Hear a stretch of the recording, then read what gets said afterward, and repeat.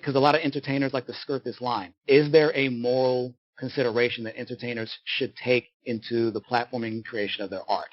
Consider myself a creative type or an artist or whatever for most of my life. 100%.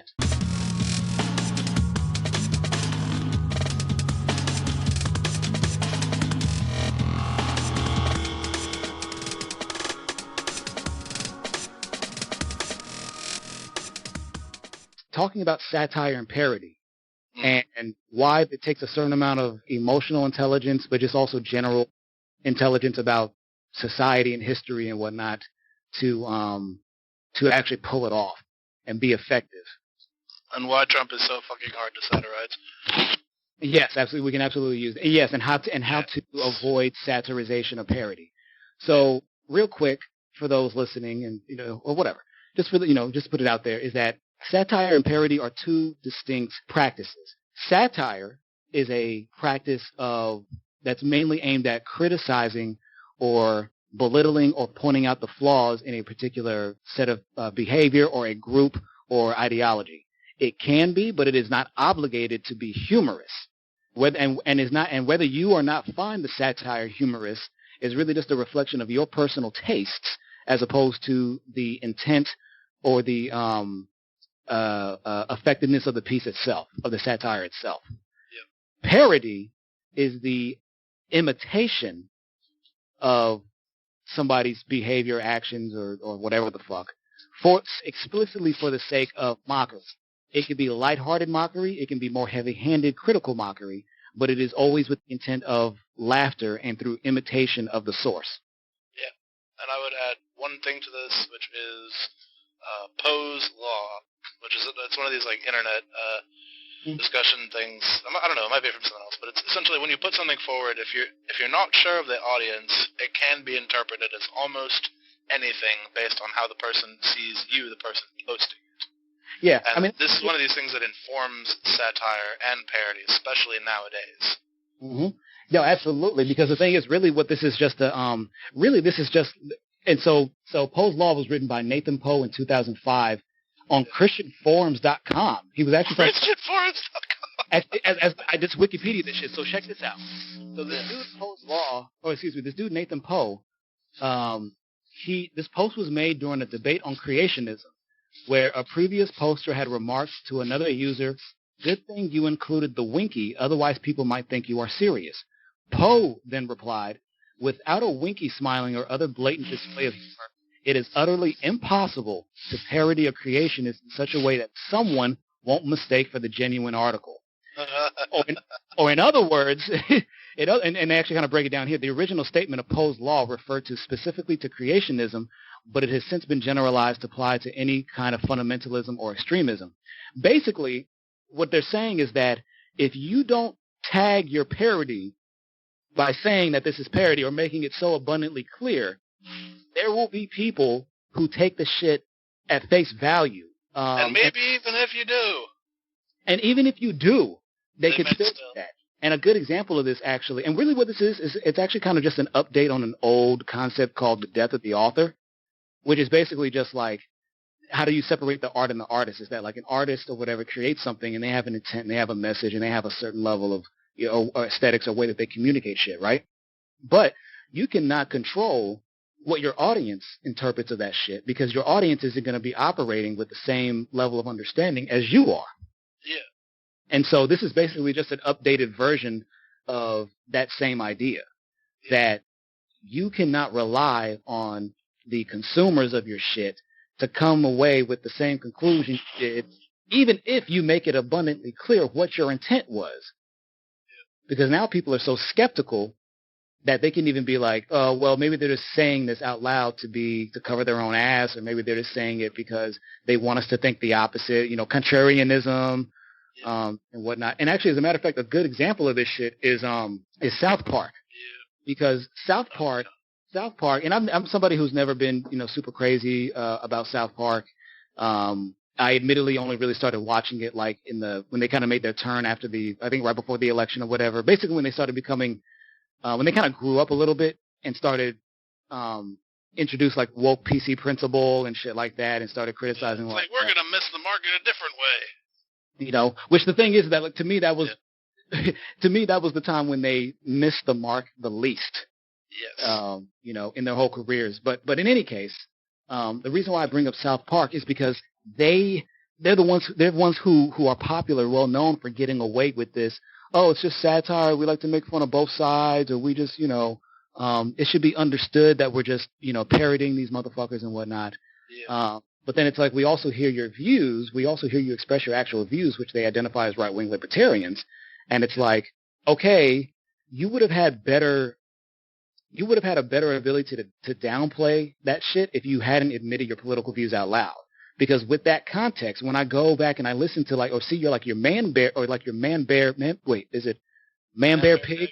Yeah, man bear pig. The global warming thing. The global warming, which was basically they were climate change deniers, which is essentially what that episode boiled down to.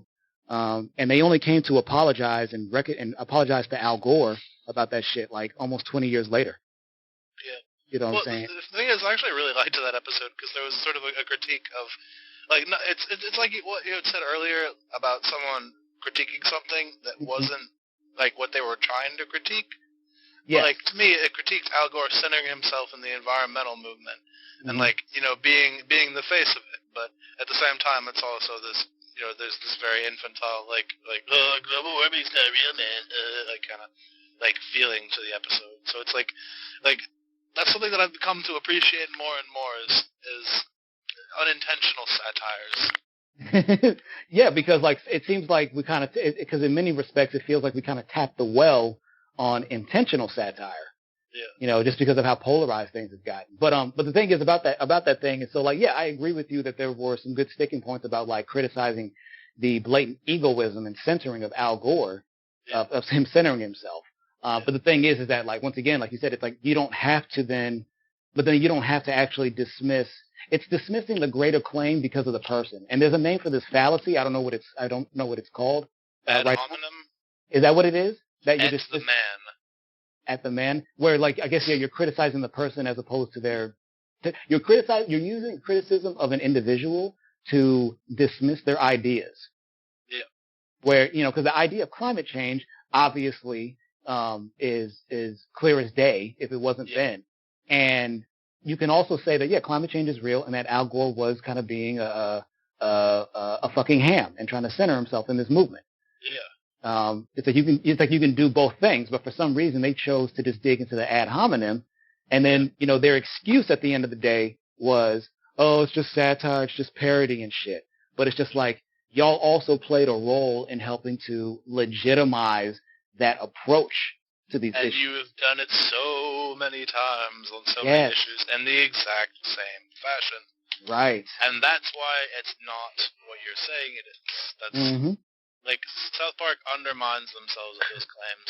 And then they go totally limp dick on Trump, which is fucking sad because he's the goofiest motherfucker in the world. So people can't find an angle on him to make fun of him because they have to go to very dark places to do it. I mean, it's really funny when you find it, but, I mean, the thing is, I don't feel obviously for us it's not too hard, but we don't have as much vested interest with the system as is. We're not as invested with this shit, maintaining it. Whereas Matt and Trey, I mean, hell, they just sold the fucking show for over $100 million, and each of those guys are already worth almost half $500 million. Jesus. Yeah, it's just they're, I don't know.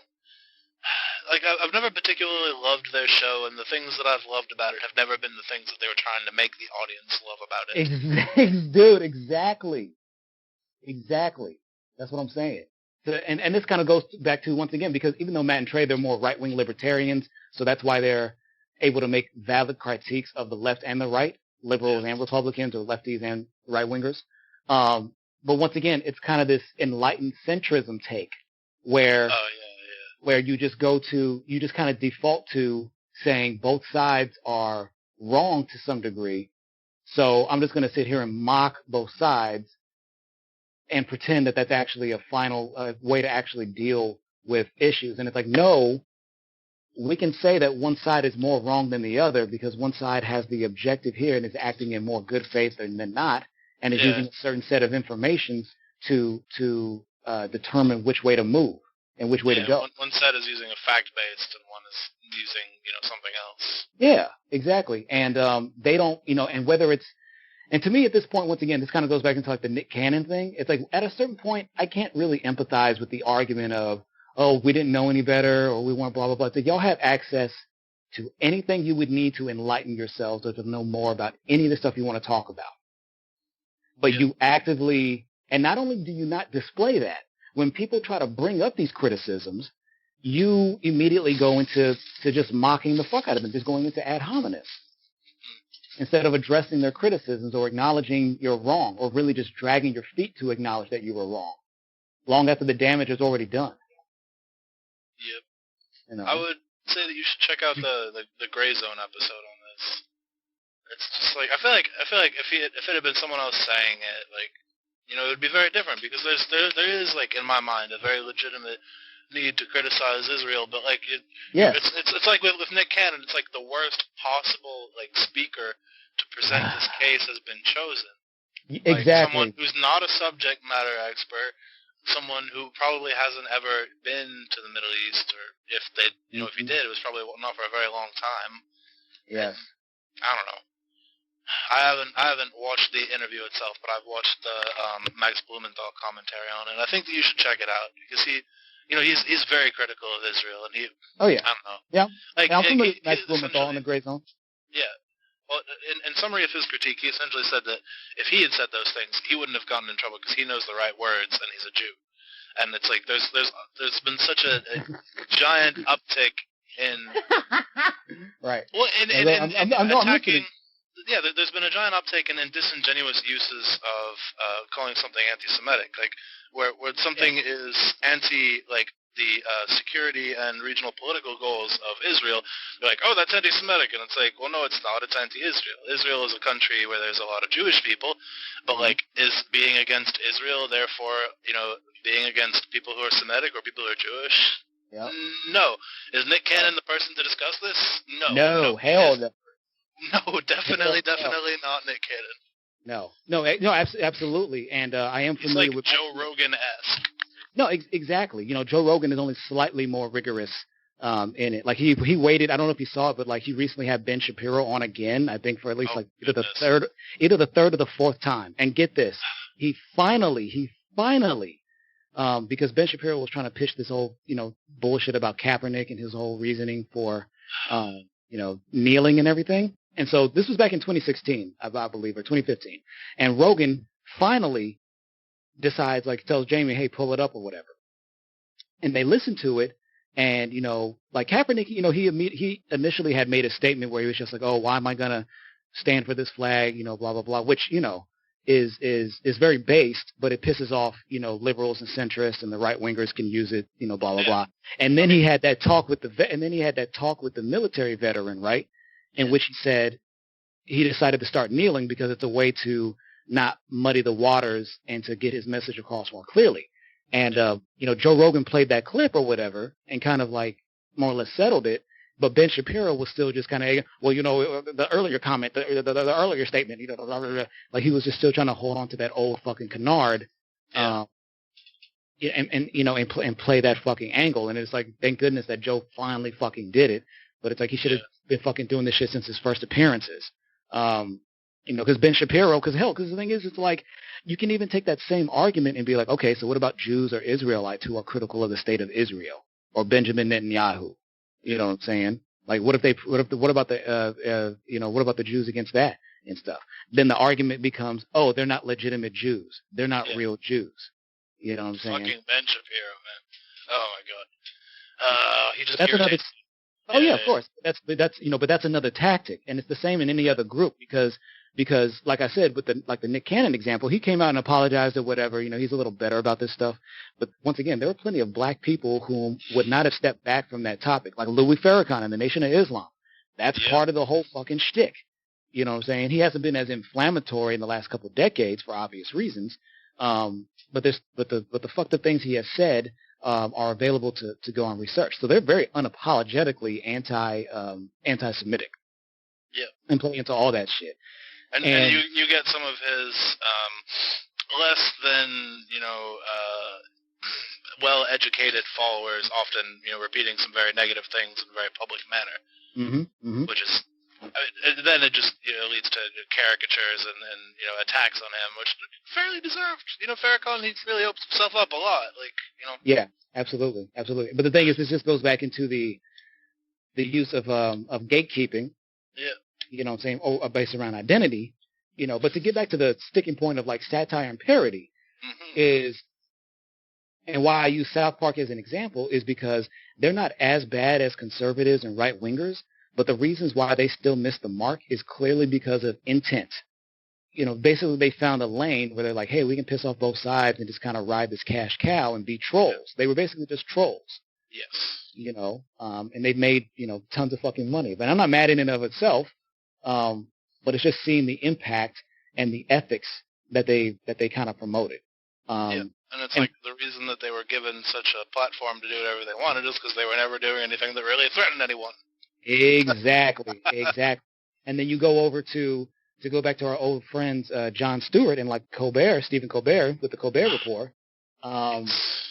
These were, the thing is a lot of that stuff still stands up, especially when you think about Colbert, the Colbert Show is that he was obviously like parodying, talk show radio conservatives and whatnot. Yes. Excuse me. But then he was also adding in plenty of biting satire, where you laugh, but you're laughing not because the thing is inherently funny, but because it's exposing the contradiction in conservative thought and conservative behavior.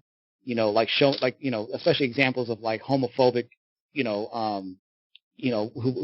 homophobic senators or whatever politicians who promote conversion therapy, and then they get caught. I think my favorite bit of his in that vein is the Eleanor Holmes Norton bit where he always claimed to never see race, but he would always interview her, and he would always be like, Mister, something. Mister, yeah, sorry. Mister this. He would always try to he would always obfuscate. He would play into that tactic that right wingers would use to obfuscate.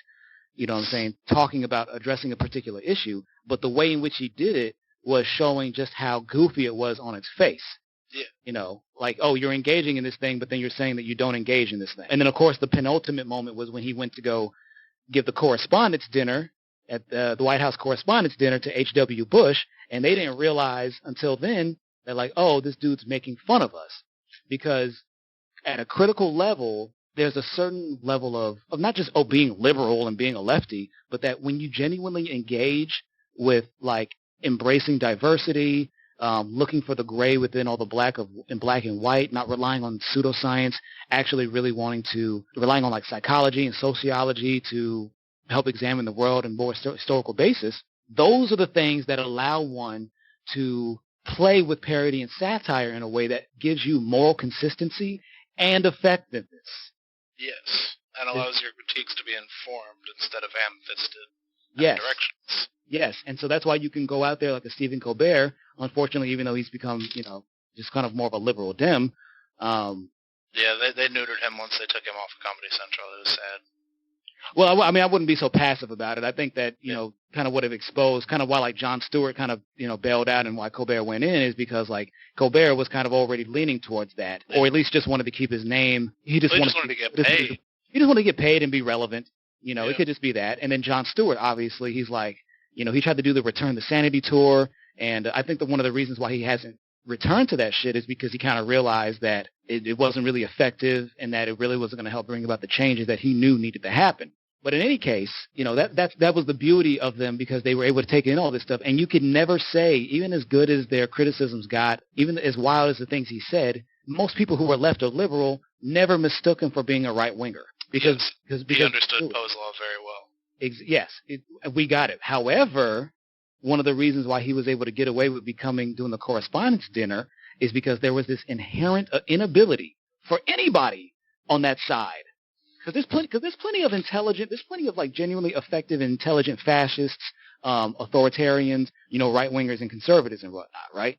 But because they have this block in their mind and their ethics of shunning diversity of thought, shunning rigorous intellectualism and inquiry, it was it was only until after the fact that they realized, oh shit, we're being mocked by this fucking guy. And that's when like the White House Correspondents' Dinner have become so politicized ever since. Yeah.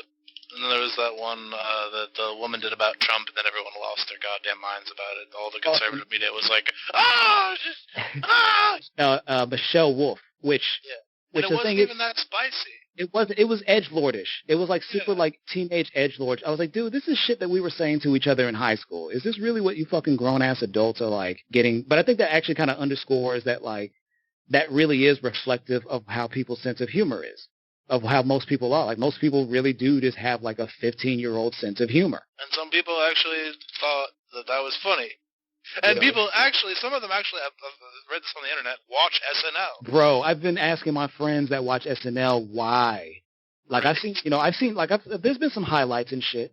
But the thing is that to me, I just take that from the highlight reel. I don't need to watch the whole game. Yeah, they usually do one funny joke every season. Mm-hmm. Every season. Yeah. Sometimes two. Sometimes two. That's right. You know, I don't know. There's stuff you look back at it, it just doesn't hold up. Like it's like if you go everybody go watch the Dick in the Box video, you will not get the same warm feeling inside as you did the first time. No, it's the magic is gone. Yeah, I mean, and the thing is that like this isn't even to say like every joke should age well. It's, some jokes are some things are only meant to be laughed about for like a week or two. You know what I'm saying? And that's fine. But it's when that stuff is held up as the standard or being like, oh, this is a work of great genius. Because you know what I just saw the other day? What? Justin Timberlake won a Grammy for that song. For that song? Oh wait, I think hold on. Goodness. I think it might have been Lonely Island in general. Well, still, yeah. But once again, that's that's the right is always talking about the cultural disintegration of the United States. But what about that fucking shit? Oh, actually, excuse me. This is even more illustrious. The Lonely Island won a 2007 Emmy Award for Outstanding Original Music and Lyrics for their video Dick in a Box. Holy fuck. Which, like I said, I'm not hating the hustle. If they're going to give out awards for that, I'm just I just also think that, like... It's really stupid. Yeah, it is. It is. Yeah. But in any case, that's a different issue than I was touching on. But to wrap it up, like with the whole satire and parody thing, is... there is still I guess this is kind of like the last part I'll bring up about it is, so obviously I outlined why not all instances, just because you call something satire or parody, doesn't mean it's going to be accepted and interpreted as such, and doesn't mean that the quality of your satire and parody is worthy of appraisal or praiseworthy. The other thing is that there is a stark, visible divide between the ability of left-wingers and liberals versus right-wingers and conservatives in being able to engage with satire and parody because of the way in which they engage in their daily life and their general ethics and values. Yeah. And then the third thing I want to add, which kind of goes into all of this, is that there is because a lot of entertainers like to skirt this line, is there a moral consideration that entertainers should take into the platforming and creation of their art? As somebody who creates content and has been, consider myself a creative type or an artist or whatever for most of my life, 100%. I think that way. Now, that doesn't mean to say that, like, if somebody says they listened to your album or saw your painting and then went out and stabbed somebody, that you also get charged with murder or, you also get charged. Yeah. What it's saying is that recognizing that if you are somebody that thinks about art seriously, that what we all recognize about art is that it is stimulating to the senses. Yeah. Right? It is about that all art is about evoking certain emotions and certain thoughts in a person. Yeah. And so you cannot go in the same breath and say that, yes, I am trying to evoke a certain set of emotions and thoughts and behavior in people. And then when some people use your invocations as justification for a certain set of behavior, you can't just completely dust your hands and walk away and be like, well, it wasn't me, or, you have to address that. Yeah, you have to be responsible for and intellectually honest about the creation of your art. Right, exactly. Yeah. And a good example of this is Alex Jones. Oh, goodness. Because the thing about Alex Jones is, he's played into this image and shit, and he had to go to court and shit and fight for custody. Yeah. So what's happened, in the last several years is that like Alex Jones has really gone full right wing, and so playing into these conspiracy theories about liberals and left wingers and all this other shit. And two of the most important ones, significant ones, was him claiming that the shooting which killed, I forget which one it is. The Sandy Hook shooting was the Sandy Hook shooting. Crisis actors or is a hoax? Exactly, and this resulted in his followers. And the thing is, this wasn't just like a one-off thing. He repeated this for years until he got taken to court. Yeah. And he's been successfully sued for that. But basically, like the parents have been harassed. They've been threatened with violence. A lot of them have had to move because his followers and the people who believe in his shit, they were provoked like, oh, you're playing into. They would come harass the parents of the little child shooting victims, and it was yes. Yes, they would come and harass the parents of the shooting victims, of these children, and they would say that no, you didn't bury your children. This is just a psyop. Saying this is a way for you to try to fool us. You're working with the government. Blah blah blah, right? And so he's been successfully sued for that. And of course his excuse was, hey, I'm just playing a character. This isn't really me. And it's just like, no, bro, the time to make that divide is way too far past. Yeah, he's not that stupid. He just plays one on TV. Exactly. He knows what he's playing with. He knows who he's provoking. Like you don't just get to be like, oh, I had no idea. It's like with the PewDiePie shit with racism and anti-Semitism. He's like, oh, I paid some Aboriginal Australians to write something anti-Semitic on a sign and then dance around with it for 5 minutes. Isn't that so funny? Ha ha ha ha. It's like, hey, guess what? Your channel is primarily seen by children and especially, women, like children's and like teenagers and stuff. Continue to allow that guy to be in charge of stuff. But that's why I'm not in charge of a platform, it's because I would run it into the ground trying to be morally consistent, and it would not be a profitable capitalist enterprise. It wouldn't be as profitable. Yeah, it wouldn't be a I forgot who said it, but it's just like they said that like all industries, that once you get to a certain level, it's all built on bullshit. That there's just certain levels you can't attain unless you're pitching bullshit. Because if you're trying to make an honest dollar, there's only so much you can get out of trying to spin an honest dollar. Yeah, you gotta fuck somebody over to become a billionaire. Yeah, fuck somebody over, or you gotta create a need. You have to fabricate a need. Yeah. Which I mean, like that's all. That Bernays guy with the diamonds and shit from the beginning. Yeah. Oh yeah. I mean, absolutely. And the thing is, like when you think about it, like anything beyond food and housing, and a minimum amount of healthcare or whatever, everything is subjective. But as far as taste and preferences go, but some taste and preferences lead to worse or better objective outcomes for the consumer and society at large, right? And some things to even go further with that, we like beyond like the outcome of the thing, like we're often like just like full cloth or from whole cloth sold things that we don't need, like we just really don't. Yeah, absolutely. Like going on cruises or like shit like that, or Furbies or Instagram. That's just a funny contrast you made between like cruises and Furbies, And I just thought it was funny. And the thing is, it's that's the difficult thing because it's like, how do you, when you curb certain indulgences and say like, oh, what if I want to go tour around the world and whatnot? It's like, can you do that without having to get on a cruise ship because of all the damaging effects that we know it has and all the, to me, I wouldn't go on a cruise ship just of how often they seem to fuck up.